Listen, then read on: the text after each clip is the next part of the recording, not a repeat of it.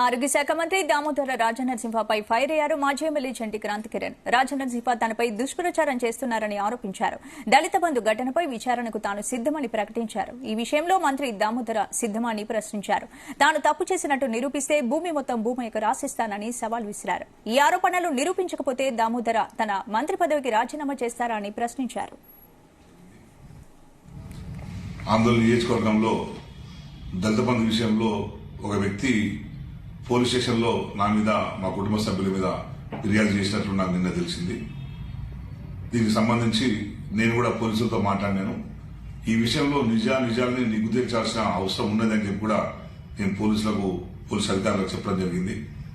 ఎందుకంటే ప్రతిసారి ఆరోపణలు చేయడం తర్వాత వారు కూడా దాన్ని వదిలిపెట్టడం జరుగుతుంది కనుక ఇప్పుడు నా మీద వచ్చింది తీవ్రమైన ఆరోపణ. దళిత బంధు విషయంలో నాకే ప్రత్యక్షంగా 6 లక్షలు ఇచ్చినట్టు భూమయ్య అనే వ్యక్తి చెప్తున్నాడు కనుక నేను ఈ విషయంలో విచారణ ఎదుర్కోవడానికి సిద్ధంగా ఉన్నాను. దీంట్లో నేను కనుక డబ్బులు తీసుకుని ఉంటే లై డిటెక్టర్ పరీక్షలు నిర్వహించాలని చెప్పి నేను పోలీసు అధికారులను కోరుతున్నాను.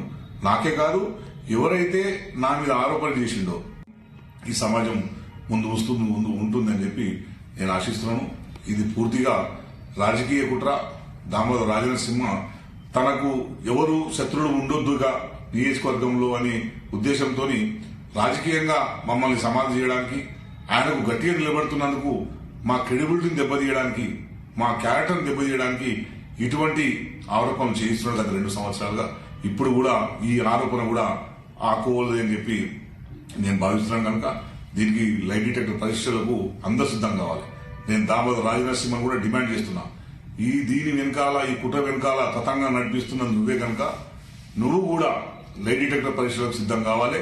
నేను కనుక ఇక్కడ దోషినని తేలితే నాకు మా ఊళ్ళో 4 ఎకరాల పొలం ఉంది, భూమి ఉన్నది. ఆ భూమిని ఆ భూమి పేరు మీద రాస్తా.